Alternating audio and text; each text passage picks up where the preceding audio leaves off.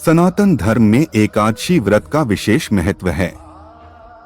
एकादशी तिथि महीने में 2 बार आती है, एक कृष्ण पक्ष में और दूसरी शुक्ल पक्ष में। वहीं साल में कुल एकादशी तिथि 24 बार आती है। प्रत्येक महीने में आने वाली एकादशी तिथि का अलग अलग नाम और महत्व है। एकादशी तिथि भगवान विष्णु जी को समर्पित है। एकादशी तिथि का व्रत रखकर भगवान विष्णु की पूजा अर्चना करने का विधान है। फाल्गुन माह कृष्ण पक्ष की एकादशी तिथि को विजया एकादशी के नाम से जाना जाता है। धार्मिक मान्यता है कि विजया एकादशी व्रत रखकर भगवान विष्णु की पूजा अर्चना करने पर सभी तरह के कष्ट समाप्त हो जाते हैं। आइए जानते हैं विजया एकादशी व्रत पूजा का शुभ मुहूर्त और पूजा विधि। विजया एकादशी 2024 डेट और शुभ मुहूर्त। फाल्गुन मास के कृष्ण पक्ष की एकादशी को विजया एकादशी के नाम से जाना जाता है। पंचांग के अनुसार विजया एकादशी तिथि की शुरुआत 6 मार्च को सुबह 6:30 से होगी और अगले दिन 7 मार्च की सुबह 4:13 पर तिथि का समापन होगा। इस बार विजया एकादशी व्रत 6 मार्च को है। एकादशी पूजा विधि। एकादशी के दिन ब्रह्मा मुहूर्त में उठकर स्नान कर साफ वस्त्र धारण करें। अब मंदिर की सफाई करें और गंगाजल का छिड़काव कर शुद्ध करें। चौकी पर पीला या लाल कपड़ा बिछाकर भगवान विष्णु की प्रतिमा स्थापित करें। भगवान विष्णु का गंगा जल से अभिषेक करें। भगवान विष्णु को पीले चंदन और हल्दी कुमकुम से तिलक करें। भगवान विष्णु को पुष्प और तुलसी दल अर्पित करें। अगर संभव हो तो इस दिन व्रत भी रखें। भगवान विष्णु को भोग लगाएं। भगवान विष्णु की आरती करें। एकादशी व्रत पूजा सामग्री लिस्ट।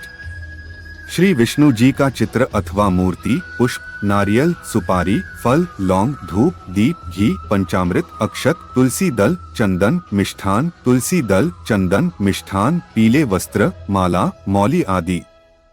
एकादशी के व्रत में शाम को क्या खाएं? एकादशी व्रत में फल, चीनी, कुट्टू, आलू, साबूदाना, शकरकंद, जैतून, नारियल, दूध, बादाम, अदरक, काली मिर्च, सेंधा नमक आदि का सेवन किया जा सकता है।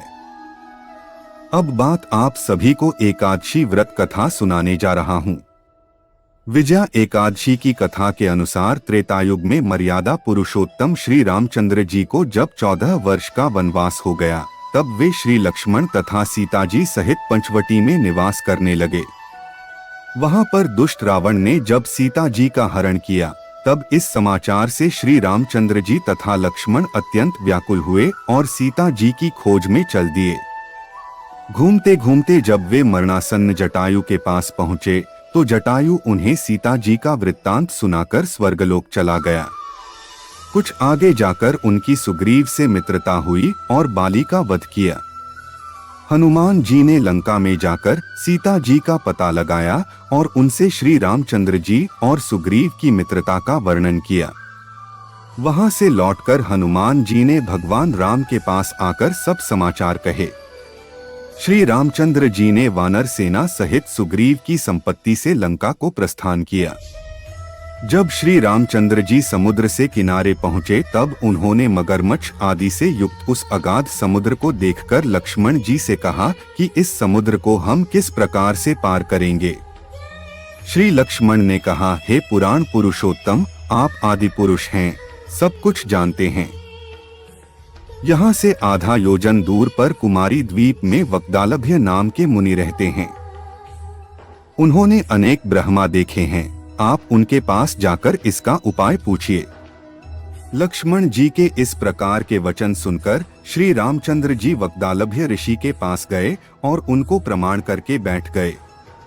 मुनि ने भी उनको मनुष्य रूप धारण किए हुए पुराण पुरुषोत्तम समझकर उनसे पूछा कि हे राम, आपका आना कैसे हुआ? रामचंद्र जी कहने लगे कि हे ऋषि, मैं अपनी सेना सहित यहाँ आया हूँ और राक्षसों को जीतने के लिए लंका जा रहा हूँ। आप कृपा करके समुद्र पार करने का कोई उपाय बतलाइए। मैं इसी कारण आपके पास आया हूँ। वक्दालभ्य ऋषि बोले कि हे राम, फाल्गुन मास के कृष्ण पक्ष की एकादशी का उत्तम व्रत करने से निश्चय ही आपकी विजय होगी, साथ ही आप समुद्र भी अवश्य पार कर लेंगे। हे राम, यदि तुम भी इस व्रत को सेनापतियों सहित करोगे तो तुम्हारी विजय अवश्य होगी। अत हे राजन, जो कोई मनुष्य विधिपूर्वक इस व्रत को करेगा, दोनों लोकों में उसकी अवश्य विजय होगी। श्री ब्रह्मा जी ने नारद जी से कहा था कि हे पुत्र, जो कोई इस व्रत के महात्म्य को पढ़ता या सुनता है, उसको वाजपेय यज्ञ का फल प्राप्त होता है।